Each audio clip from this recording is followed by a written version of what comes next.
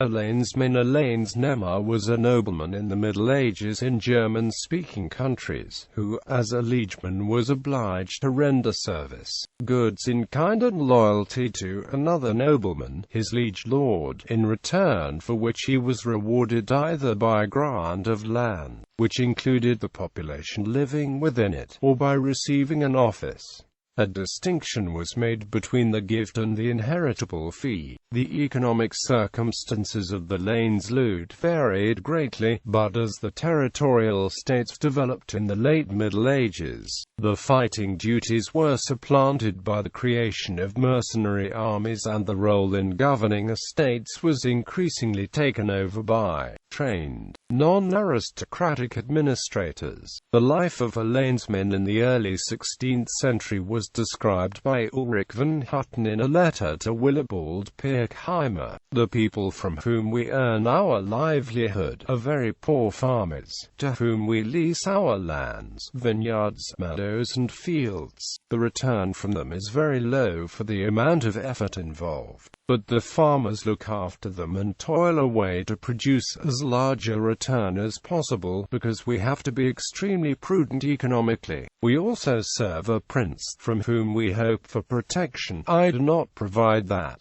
so everyone thinks he can get away with anything and everything against me. In addition, for the prince's liegeman, this hope is combined every day with danger and fear. For if I put just one foot out of the house, there is the risk that I will come across people with whom the prince has had disputes and feuds, and that they will attack me and take me away as a prisoner. If I'm unlucky, I could lose half my possessions to pay the ransom, and so the protection I'm supposed to enjoy would turn out to be quite the opposite. Quote, "We therefore keep horses and buy ourselves weapons, and surround ourselves with a large retinue, all of which costs a great deal of money. We cannot leave even 2 acres of land unguarded for very long. We must not visit a farm without being armed, and, when hunting and fishing, we have to wear armor. The quarrels between foreign farmers and our own never cease.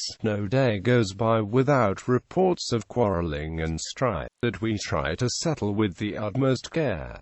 Quote, "For if I defend myself or pursue wrongs too vigorously, there are feuds. But if I'm a little too patient, or even give up what is due to me, I am encouraging unjust attacks against me from all sides, because whatever I abandon to one person is immediately seized upon by all as a reward for their injustice." Quote, "No matter whether a castle stands on a hill or on the plains, it is definitely not built for comfort, but for defense. Surrounded by moats and ramparts, inside oppressively small, packed with livestock and stables, its dark chambers crammed with heavy rifles, pitch, sulfur and all other kinds of weapons and warlike equipment. Everywhere there is the whiff of gunpowder, and the smell of dogs, and the muck is not sweet, I think. Horsemen come and go, including robbers, thieves and highwaymen, because our houses are usually open to all sorts of people, and we do not know the individual particularly well, or do not especially look after him.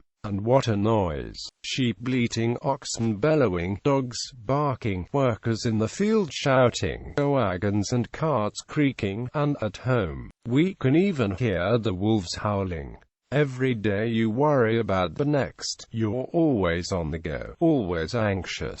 Von Hutten not only gives descriptions of the feudal system, but also numerous criticisms of medieval nobility, clergy, and academics. Eventually, some elements of the dissatisfied knighthood rose up in arms under Franz von Sickingen and Ulrich von Hutten in the so-called Knights' Revolt. It was quickly suppressed. Both von Hutten and von Sickingen supported the reforming priest and theologian, Martin Luther. Sickingen was mortally wounded, fighting against the Archbishopric of Trier.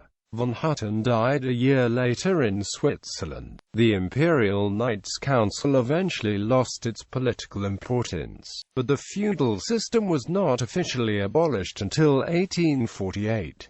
Von Hutten and von Sickingen are both honored with busts in the Valhalla Memorial at Donaustadt. See also, the vassal.